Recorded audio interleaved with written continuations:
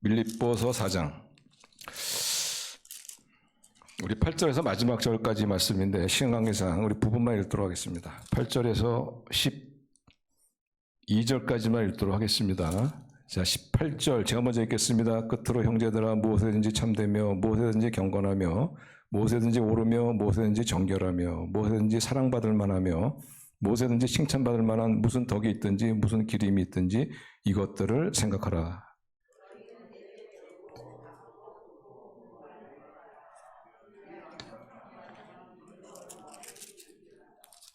내가 주 안에서 크게 기뻐하면 너희가 나를 생각하던 것이 이제 다시 싹이 나미니 너희가 또한 이를 위하여 생각은 하였으나 기회가 없었느니라.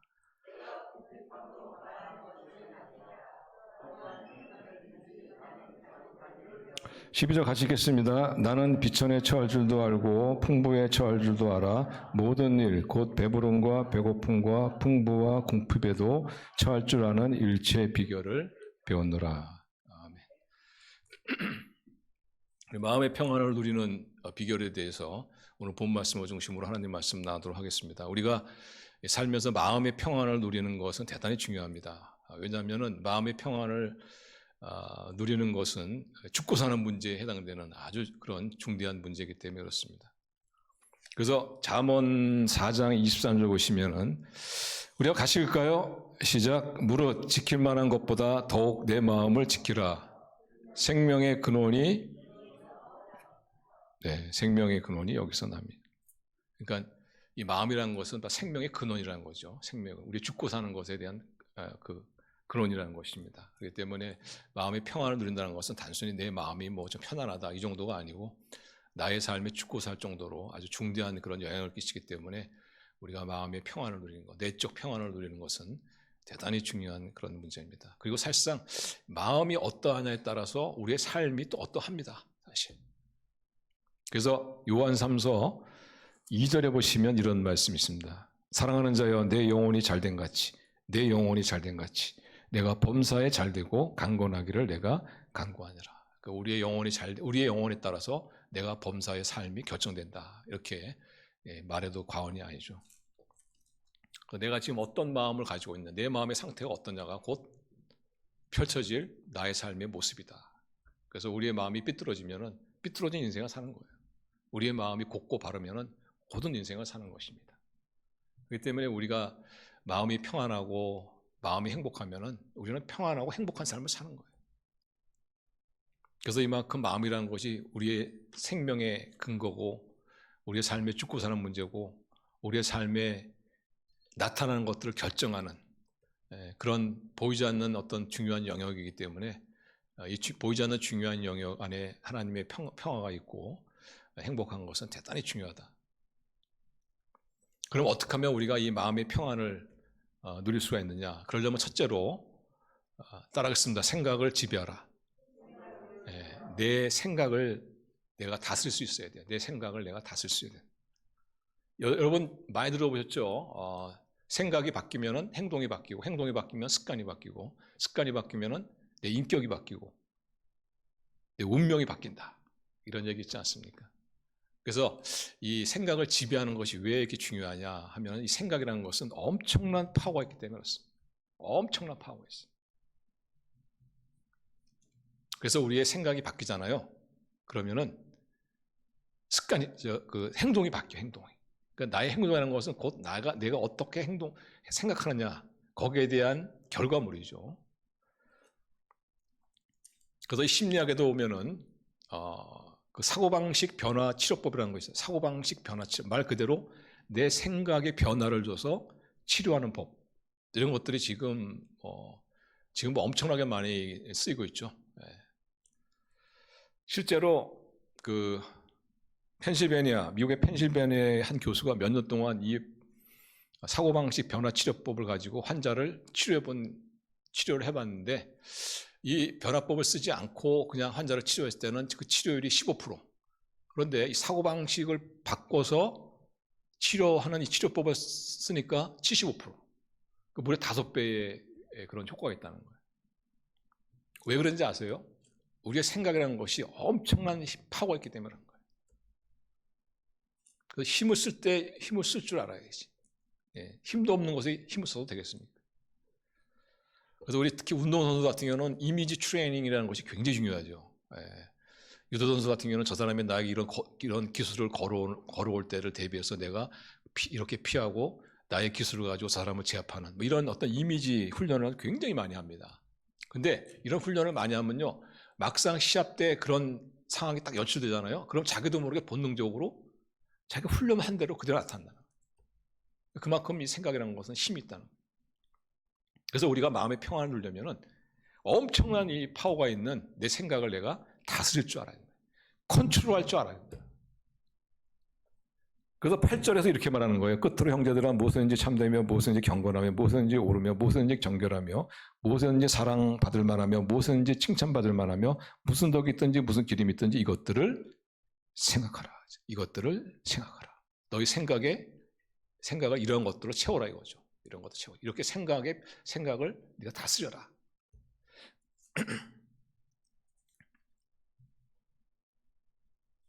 사실상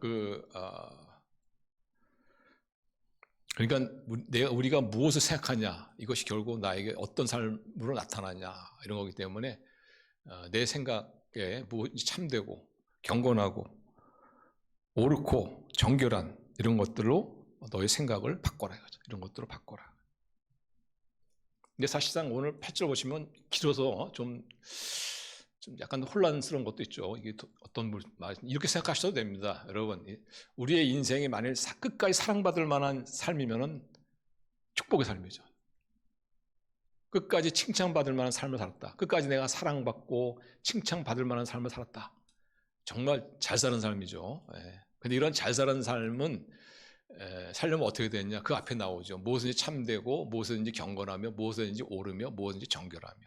근데 여러분, 참되고 경건하고 옳고 정결한 것이 뭡니까? 한마디로 말하면은 하나님의 말씀이다. 하나님의 말씀이다. 그러니까 이 구절을 갖다가 쉽게 한 센텐스로 하면은 끝까지 정결하고 끝까지 칭찬받을 만하고 끝까지 사랑받을 만한 삶을 살려면은 하나님의 말씀대로 살아라. 하나님의 말씀대로 살아라. 하나님 말씀대로 사는 그것을 기억하라. 그것을 기억하라. 우리는 정말 행복한 삶, 우리는 정말 좀 의미 있고 가치 있는 그런 삶을 산다고 하면서도 잘못된 삶을 살 수가 많죠. 예를 들면 이렇습니다. 우리는 돈과 출세를 위해서 많은 노력을 하지 않습니까? 심지어는 가족을 버리면서까지 그렇게 하지 않습니까? 자녀와의 대화도 다 그냥 포기하고. 지금은 좀 나아졌는지 모르지만은 한때 우리나라의 그 부모와 자녀 간의 대화가 없는 가정이 거의 한 절반이 됐다. 절반이 넘는다고 생각해요. 왜냐하면 너무 그 성공을 위해서 또는 이 돈을 버는 것 때문에 너무 하다 보니까 뭐 자녀와의 대화하는 것도 뭐 그냥 할 시간도 없고. 그러니까 나중에 그가 성공할지 모르지만, 나중에 그가 돈을 벌지 모르지만 어떻게 해요? 자녀를 잃어버린 거죠. 가족을 잃어버릴 수가 있다. 이런 것들이 잘못된 거죠. 잘못된 거예요. 이게 잘못 사는 거예요. 우리가 다른 걸 얻고 사람을 잃는다면 그건 잘못된 겁니다. 근데 하나님 말씀대로 살면은 절대로 사람을 잃지 않다는 거예요.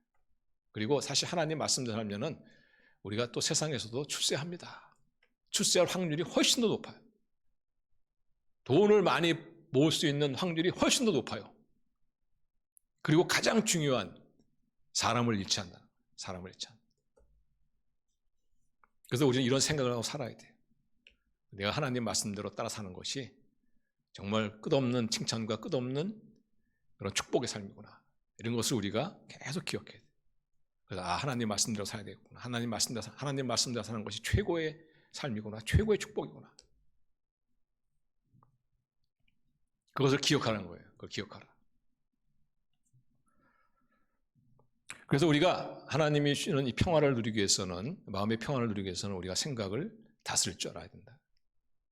그럼 우리가 생각을 다스리려면 어떻게 되겠냐? 그러려면은 우리가 정기적으로 내 생각을 좀 들여다봐야 돼요. 점검을 해야 돼. 내가 요즘에 무슨 생각을 하고 있는가. 내가 하나님 말씀대로 따라 사는 것이 가장 아름다운 그런 삶인데 이걸 내가 잃어버리고 여전히 그런 어떤 출세와 돈을 위해서 내가 더 중요한 것을 내가 잃어버리고 놓치고 있는 그런 삶을 살고 있지 않는가 라는 것을 자꾸 우리가 돌아봐야 돼. 자주 규칙적으로.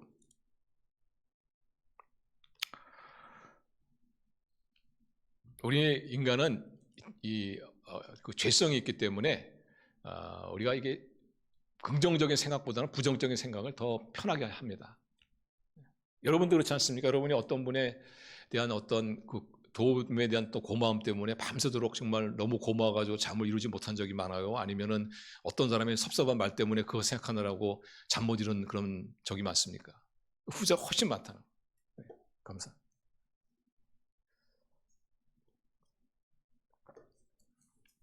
그러다 보니까 우리가 자꾸 부정적인 그런 생각에 사로잡혀가지고 잠도 못 자고다 보니까 건강도 해치죠. 우리 정신도 해치죠. 마치 이 생각이라는 것이 자동차 기어라고 생각하면 돼요.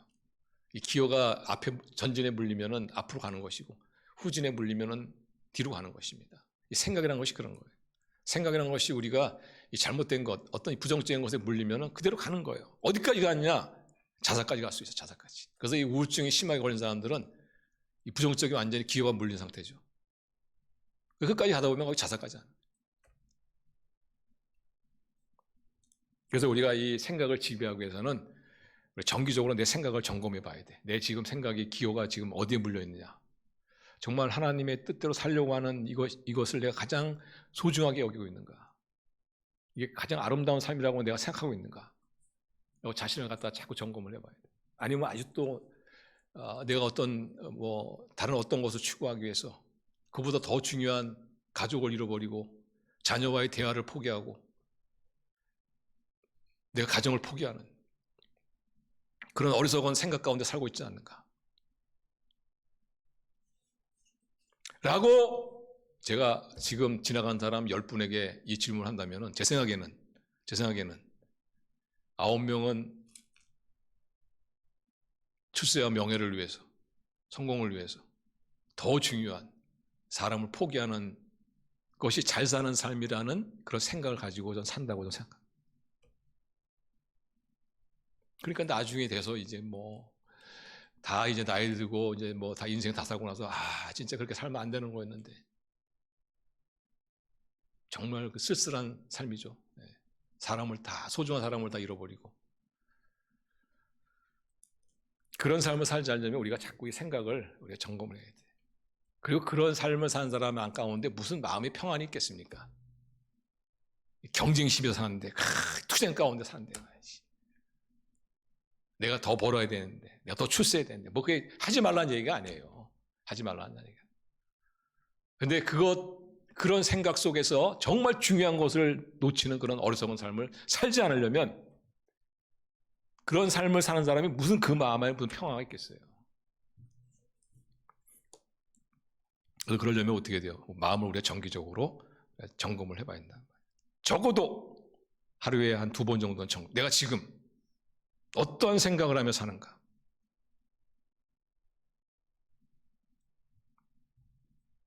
우리 성도님들 끝까지 칭찬받는, 끝까지 사랑받는 그런 아름다운 삶, 그것은 하나님의 말씀대로 사는 삶이라는 것을 여러분 꼭 기억하시길 바랍니다. 그것을 갖다 여러분이 살면서 자꾸 점검을 해요. 이렇게 점검하시죠. 내가 어떤 무엇을 추구하면서 내가 정말 중요한 것을 내가 놓치고 있는 것은 아닌가. 그래서 우리 주님이 주시는 평화를 누리시는 그런 저 여러분 될 수 있기를 바랍니다. 우리 마음의 평화를 누리는 두 번째로 뭐를 지배하냐면 생활을 지배해야 된다. 우리가 아무리 내 생각 속으로 참된 것을 생각하고 옳은 것을 생각하고 칭찬받을 만한 것을 생각하고 할지라도 우리의 삶의 생활에 어떤 변화가 없으면은 우리의 생활을 지배하지 못하면은 사실상 마음의 평안을 우리가 누리기가 어렵습니다. 진정한 삶의 변화 없이는 마음의 진정한 평화를 누리기가 없다. 가끔 이런 이제 말씀하신 분 있어요. 신앙생활을 꽤 하신 분인데 이렇게 찾아와서는 목사님 저는 구원의 확신이 없습니다. 이렇게 이제 좀 하소연하시는 분이 있어요. 그럼 저는 처음에 생각하기를 구원의 확신이 뭔지 몰라서 그런가? 구원의 확신을 열심히 설명합니다. 구원의 확신에 관한 말씀이 없어서 그런가? 그래서 구원의 확신에 관한 말씀을 열고 설명해 드려요. 구원의 확신을 우리가 하기 좋은 그런 성경 말씀이 요한복음 6장 24절 말씀이나 또 요한복음 1장 12절 말씀이 아주 좋습니다. 그래서 요한복음 1장 12절 말씀을 놓고 제가 설명을 해드려요. 자, 보십시오. 영접하는 자, 누구를? 예수님을 영접하는 자, 곧 그의 이름을, 예수님을 믿는 자에게는 하나님의 자녀가 되는 권세를 줬습니다. 우리가 어떻게 천국 가죠? 하나님의 자녀의 권세를 가지고 하지 않습니까? 그 하나님의 자녀가 되는 권세를 어떻게 얻습니까? 예수님을 영접함으로, 예수님을 나의 주님으로 영접함으로 얻지 않습니까? 예수님 영접하셨나요? 예수님 영접했대요. 그러면은 하나님의 자녀가 되는 권세를 얻지 않습니까? 그 권세를 가지고 나중에 죽으면은 천국에 가는 겁니다. 그러니까 이 말씀에 의지해서 구원의 확신을 가지십시오. 이렇게 말씀을 드려도 여전히 구원의 확신을 갖지 못하는 분이 있어요. 저는 처음에 의아했어요. 왜 그럴까? 근데 나중에 제가 알고 봤더니 그러한 말씀에 대한 어떤 지식은 있을지 모르지만 그 삶의 변화가 없는 거예요. 삶의 변화가. 그 삶에 하나님이 하지 말라고 하는데 계속 하는 거예요. 하나님이 하라고 하는 걸 끝까지 안 하는 거예요. 그러니까 하나님이 하라는 거 하지 않고 하나님이 하지 말라는 거 하고 있으니까 그 마음 안에 평안이 있겠냐 말이지. 야, 이러다가 내가 죽으면은 정말 내가 천국 갈 수 있나? 확신이 없는 거죠.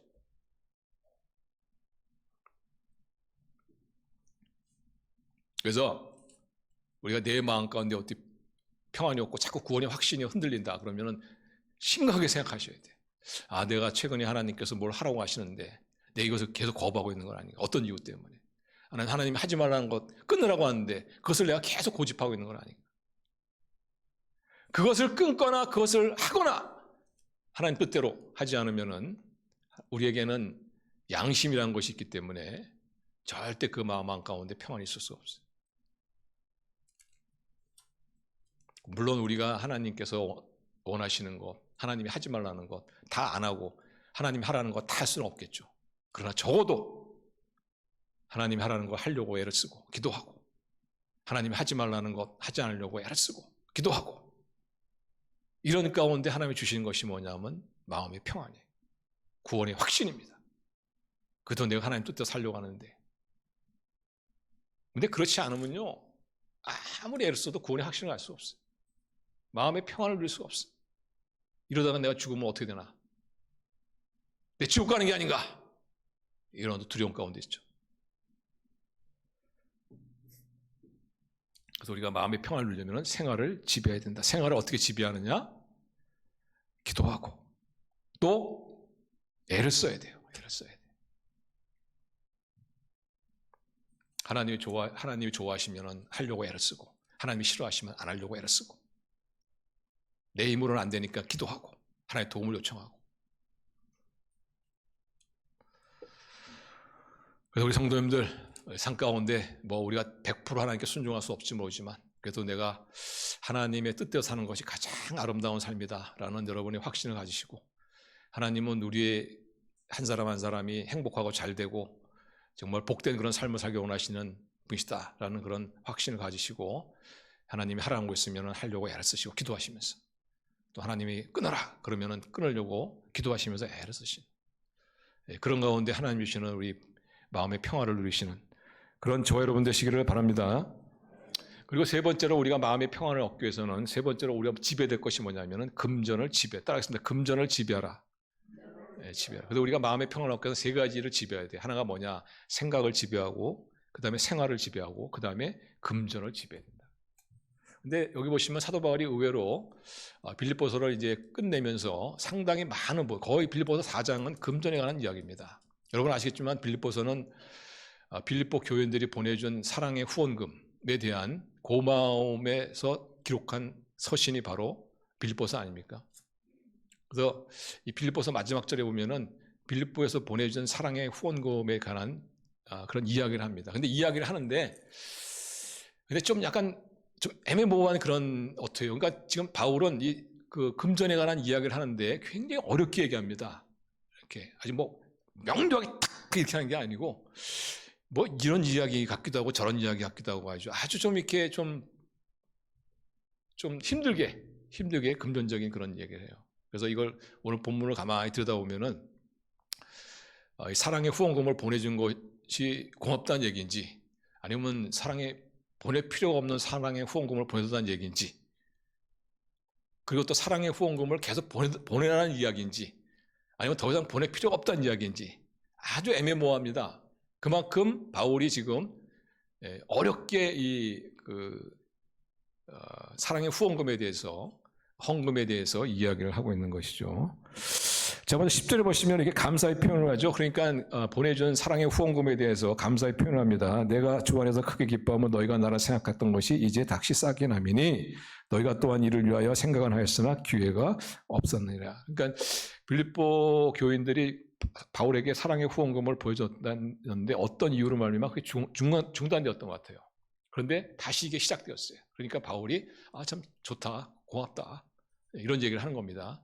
이러면서 또 다음 절에 보시면은 그러나 너희들이 보내준 사랑의 후원금이 꼭 뭐 보내줄 필요가 있었느냐 또 이런 식으로 또 얘기를 합니다.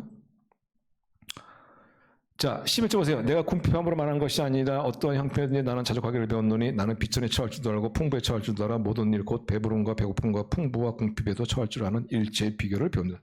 그러니까 너희들이 보내는 후원금이 꼭 나에게는 꼭 필요한 건 아니다. 뭐 이런 식으로 또 얘기하는 거죠. 내게 능력 주신 자 안에서 내가 모든 것을 할 수 있느니라. 이렇게 얘기해 놓고서 또 다음 절에 보시면은 또 사랑의 후원금을 보내준 것을 잘했다고 또 칭찬합니다.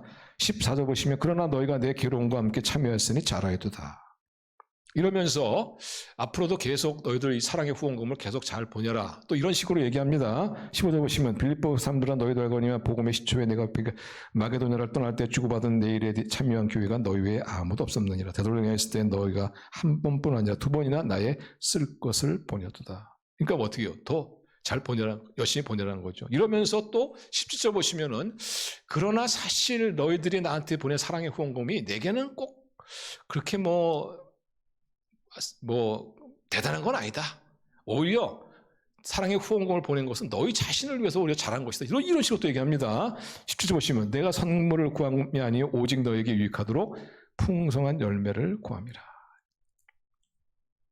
그래서 바울이 마지막에서 이 금전을 지배, 사랑의 마음의 평안을 얻기 위해서 금전을 지배해야 하는 이 금전적인 얘기를 하면서 꺼내면서 아주 좀 이렇게 어렵게 이런 이야기를 하는 것을 볼 수가 있습니다. 왜 바울이 이렇게 금전적인 이야기를 어렵게 하냐면요. 바울은 아는 겁니다. 예수님 믿은 지 얼마 안 되신 분들, 또는 예수님 믿으려고 하는 분들, 이런 분들이 이 금전적인 그런 이야기에 많이 시험을 들거든요.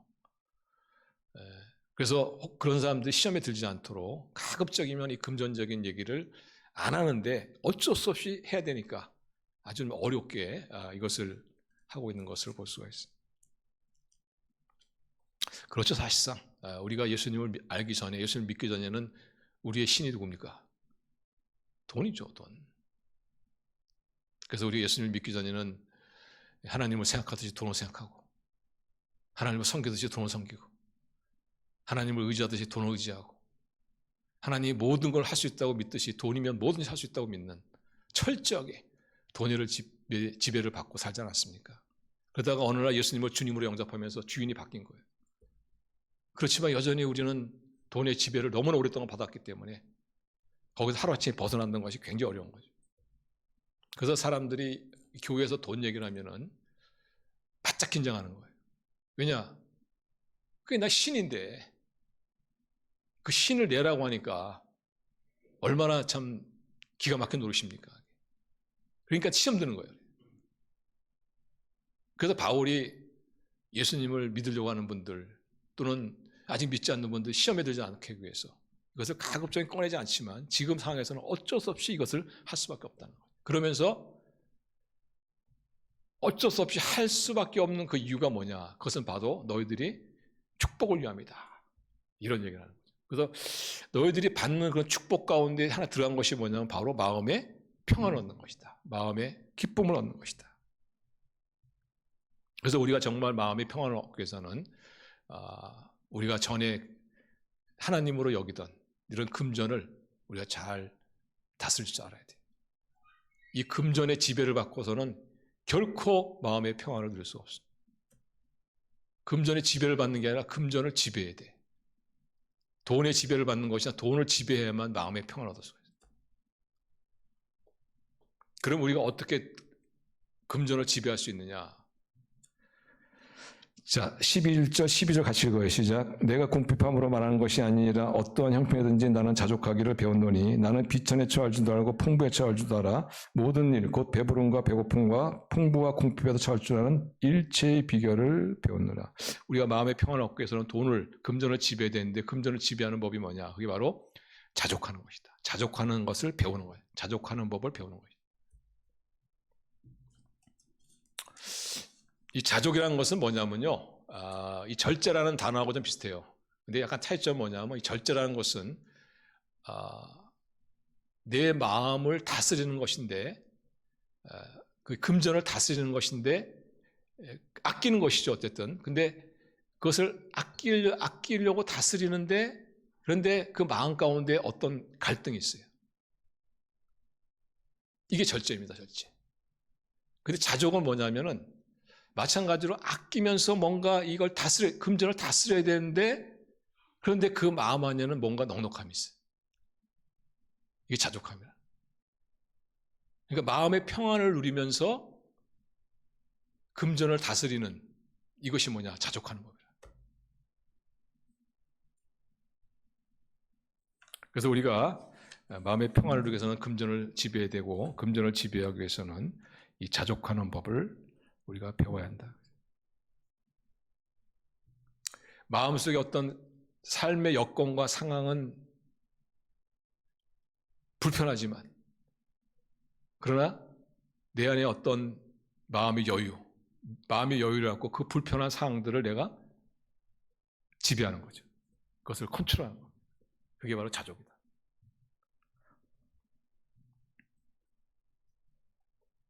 그 자족에는 두 가지가 들어가요. 하나는 뭐냐면 내적 통제와 평안함.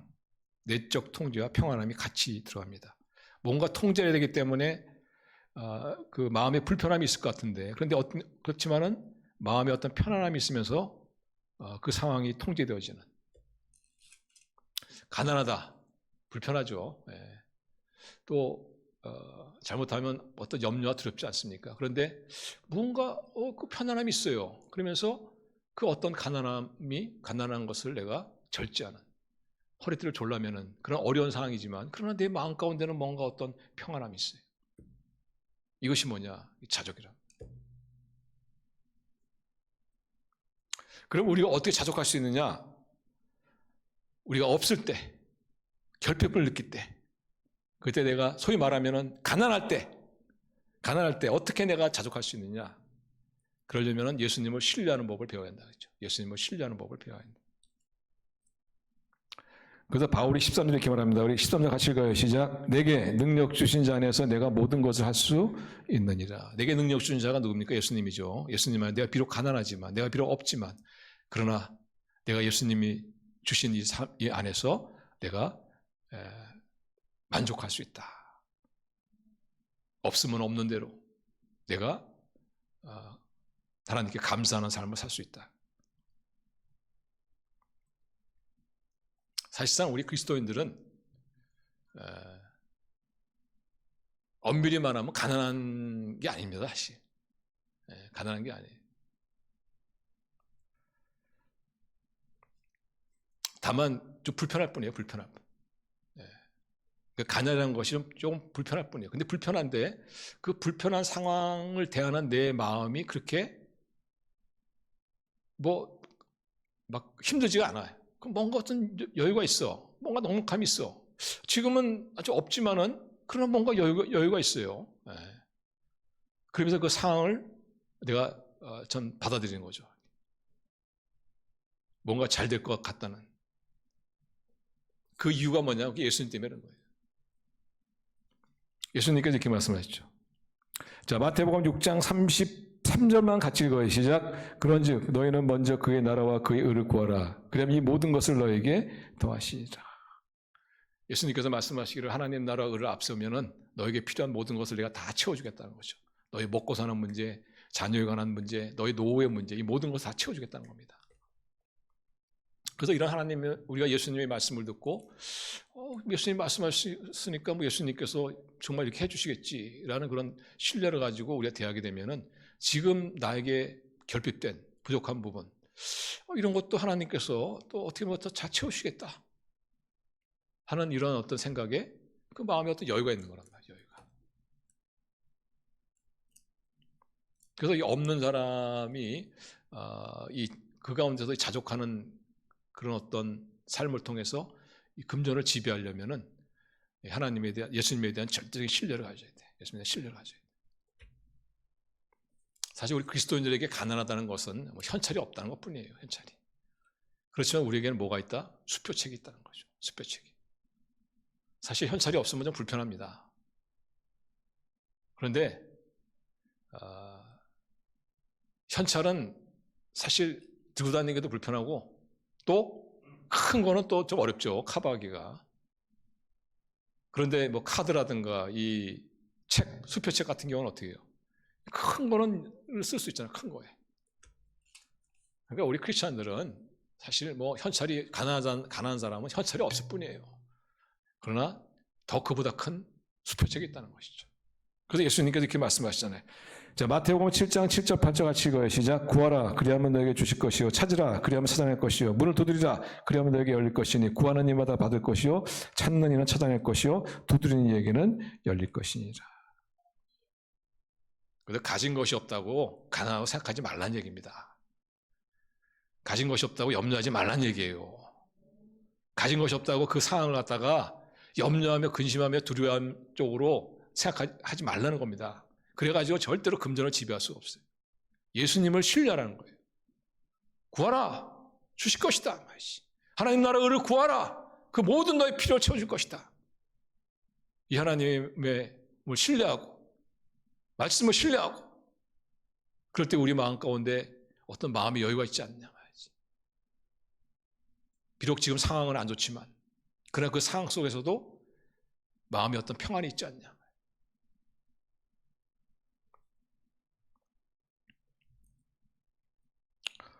그리고 또 풍족하다고 해서 꼭 마음에 평안이 있는 건 아니에요. 그래서 우리가 풍족한 가운데서 자족하려면 어떻게 되느냐.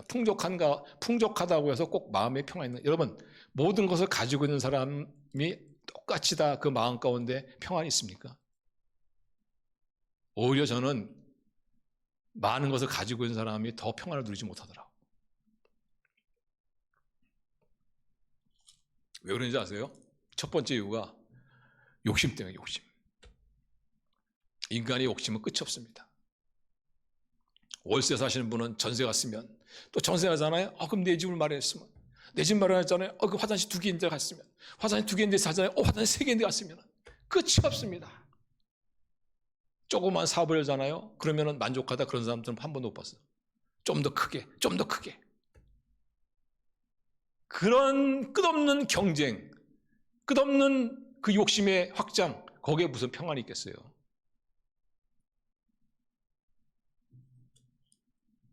그래서 여러분, 우리가 풍족하다고 해서 평안이 얻는 게 아니야. 풍족한 가운데서도 우리가 평안을 얻으려면 자족하는 법을 배워야 돼요. 풍족 가운데서도 우리가 평안을 얻으려면 어떻게 되느냐? 욕심을 죽여야 돼요. 욕심을. 어떻게 욕심을 해결하느냐? 자기 분수를 알아야 돼. 따라서 내 분수를 알자. 내 분수를 알아야 돼.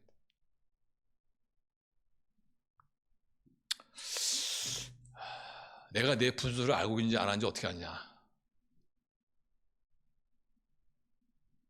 감사를 보면 압니다. 감사한 사람은요, 자기 분수를 안 살아요. 원망한 사람, 자기 분수를 모르는 사람. 여러분, 다윗이 시를 한번 이렇게 쫙 한번 묵상해 보세요. 거기다가 감사와 찬양해. 그런지 아세요? 다윗은 자기 분수를 안 사람이에요.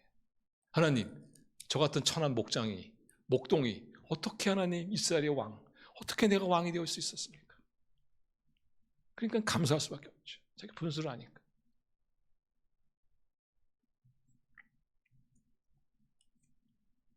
우리 부부간에도 나에게 분수한 분이 넘치는 사람이다. 우리 부모님도 그렇죠. 우리 부모님도 자녀도 마찬가지죠. 우리 자녀들이 뭐 그만큼 잘해줬으면 아이고 내가 진짜 자녀를 위해서 별로 한 것도 없는데 야 자녀들이 이렇게 잘 됐구나. 아이고 정말 참 감사하다. 우리 뭐 자녀도 마찬가지죠. 우리 부모님들 제가 뭐 효도한 것도 없는데 그래도 저렇게 참 또 건강하시게 하신 거 보면은 참 감사하다. 우리는 분수를 알아야 돼. 그럴 때 우리가 가진 풍족한 가운데서도 우리가 자족할 수 있고, 그래서 우리가 그 자족하는 가운데 마음의 평안을 누릴 수가 있는 겁니다. 가졌을 때 평안을 누리지 못한 또 하나의 이유가 뭐냐면 잃어버릴까 봐. 잃어버리면 어떡하나. 이 건강이가 내가 잃어버리면 어떡하나. 지금 내가 이 물질을 같이 내가 어떤 것으로 잃어버리면 어떡하나. 그러다 보니까 무슨 거기에 평안이 있겠어요. 더 그냥 막 염려가 되는 거죠. 도둑 맞을까 봐. 사기당할까 봐. 그래가지고 이게 부자들 보면은 더 점점 담벼락이 높아지는 거예요.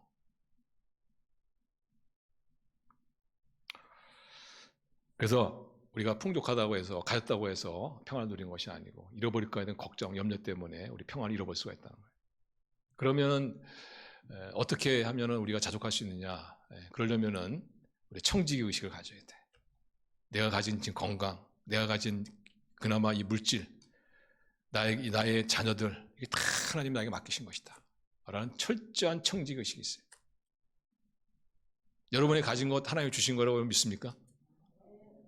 아멘 소리가 별로 크지가 않으시네. 반은 내 거고 반은 하나님이 주시고.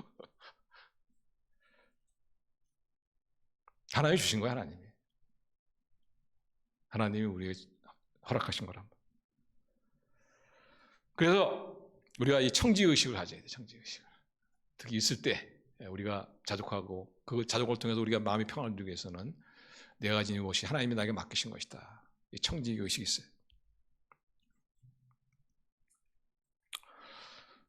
그래서 이 청지기 의식을 가지고 여러분이 그 물질을 잘 써야 합니다. 물론 여러분 자신과 가족을 위해서 써야 되지만 하나님 나라를 위해서도 여러분이 드릴 줄 알아야 돼요. 그래서 바울이 계속해서 이 청지기 의식을 가지고 물질을 잘 관리해서 그래서 너희가 그 마음의 평안을 유지하라, 누려라 하는 이런 의미에서 지금 자신에게 보내진 그 후원금, 사랑의 후원에 대해서 지금 자꾸 얘기를 하고 있는 겁니다. 너희 잘하고 있다는 겁니다. 그런데 잘하고 있는데 이게 꼭 따지고 보면 나를 위한 게 아니라는 거예요. 바울은 솔직히 얘기하면 너희들 나한테 사랑의 후원금을 보여준 나의 사역에 동참해가지고 사랑의 후원금을 보여줬는데 이건 사실상 따지고 보면 너희를 위한 것이다. 너희를 위한 거예요.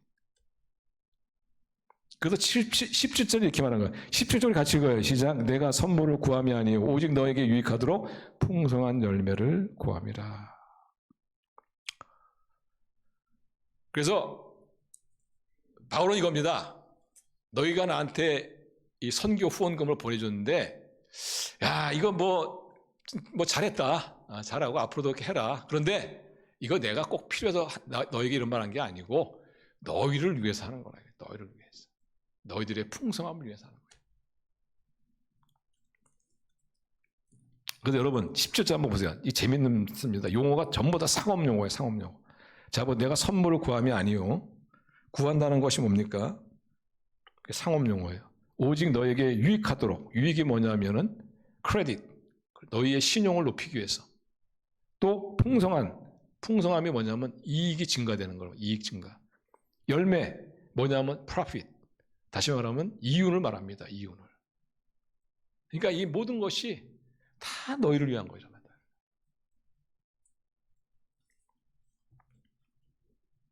그래서 우리 성도님들, 우리가 사실 이 땅에 살면서 사실 뭐 그렇지 않은 분도 있겠지만은 우리는 다 평범한 삶을 살죠. 대부분 보면 어떤 탁월한 어떤 삶을 사는 것이 쉽지가 않습니다. 예를 들면은 저 아프리카 오지에서 우리 선교하시는 분들, 우리가 뭐 그런 분들의 삶을 어떻게 살 수 있겠어요? 그런데 그런 삶을 살 수 있는 삶을 사지는 못하지만, 그러나 그분이 살은 그런 삶에 대한 하나님의 보상을 같이 받을 수 있는 방법이 있다는 거예요. 그게 뭐냐?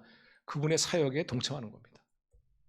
그분을 기도로 후원하고 물질로 후원하고, 그래서 하나님 앞에 섰을 때 그분이 상을 갖다가 똑같이 받는 거예요. 그러니까 어찌 보면은 그분을 섬기고 후원하는 것이 결국은 나를 유익한 거예요. 나를 유익한 거예요. 예수님도 이렇게 말씀하시죠. 마태복음 10장 41절 42절은 같이 읽어요. 시작. 선지자 이름으로 선지자를 영접한 자는 선지자상을 받을 것이요, 의인의 이름으로 의인을 영접한 자는 의인의 상을 받을 것이요, 또 누구든지 제자 이름으로 이 작은 자 중 하나에게 냉수 한 그릇을 준 자는 내가 진실로 너에게 이르노니 그 사람이 결탄코 상을 잃지 아니하리라 하시니라. 우리가 목장 시작하면서 우리가 각 목장에서 섬기는 우리 뭐 선교사님만 아니고 하나님의 일을 하시는 분들, 이런 분들의 사역에 동참하는 것은 나의 유익입니다. 나의 유익. 그래서 바울이 자꾸 그 얘기하고 있는 거예요. 너희를 축복하기 위함이다. 너희 잘 되기 위해서 내가 너에게 이 사랑의 헌금을 계속하라고 하는 얘기다. 우리는 비범한 삶을 살기 어렵습니다. 그러나 그 비범한 삶을 사는 그런 사람과 함께 동역함으로 말미암아 그런 삶에 참여할 수가 있는 거예요. 그리고 사실 이렇게 하나님 나라와 하나님의 의를 구하는 그런 사역에 함께 동참하는 그런 사람을 하나님께서 그냥 두시겠습니까? 저는 그렇게 생각해요. 하나님 그냥 두시겠어요? 축복하지 않겠냐 말이에요. 하나님 나라 의를 앞세우는데 하나님 가만두시겠냐. 그래서 18절에 이렇게 말하는, 18절이, 자, 18절 있으면, 자, 18절 19절 같이 읽어요. 19절 같이 읽어요. 시작. 나의 하나님이 그리스도 예수 안에서 영광 가운데 그 풍성한 대로 너희 모든 쓸 것을 채우시라. 하나님이 가만히 있지 않게, 하나님이 가만히 있으시겠냐. 그의 영광 가운데 하나님께서 너에게 복을 주실 것이다. 여러분, 하나님이 복을 주시는데 어떻게 복을 주신다고요? 그의 영광 가운데, 그의 영광을 따라, 그의 수준을 따라. 여러분에게 4살짜리 아들이 있어요. 여러분의 생일날, 아버지 생일날 4살짜리가 1,000원짜리 뭘 사왔어. 근데 그 아버지가 회사의 사장이야. 그러면 사장인 아버지가 4살 난 아들의 1,000원짜리 생일 선물을 받고 1,000원짜리 생일을 다시 대갚아 주겠습니까? 수준이 있는데, 사장인데 그 사장의 영광대로 갚아주지 않겠냐. 하나님의 영광대로 갚아주지 않겠냐. 하나님은 절대 하나님 나라 의를 앞세우며 살아간 자들 그냥 놔두지 않습니다. 하나님의 영광에 따라서, 하나님의 수준에 따라서 그에게 그걸 갚아주신다. 그래서 우리 성도님들 올해 하나님 주시는 이 평안을 누리시기를 바랍니다. 여러분의 생각을 지배하시고, 여러분의 삶을 지배하시고, 무엇보다도 금전을 잘 지배하시고, 청지기의식, 이것이 결코 손해가 아닙니다. 엄청난 투자입니다. 엄청난 투자. 그래서 우리 각 목장에서 이제 또 이렇게 출발하는 이 목장 이 모임에 있어서 우리 선교사님들을 위한 기도와 물질의 후원, 여러분이 정말 최선을 다해서, 그래서 하나님의 영광에 따라 갚아주시는 그런 하나님의 풍성한 복을 누리시고, 그 복 가운데 더 중요한 우리 마음의 평안을 누리시는 그런 저와 여러분 되시기를 주님의 이름으로 축원합니다. 기도하십시오.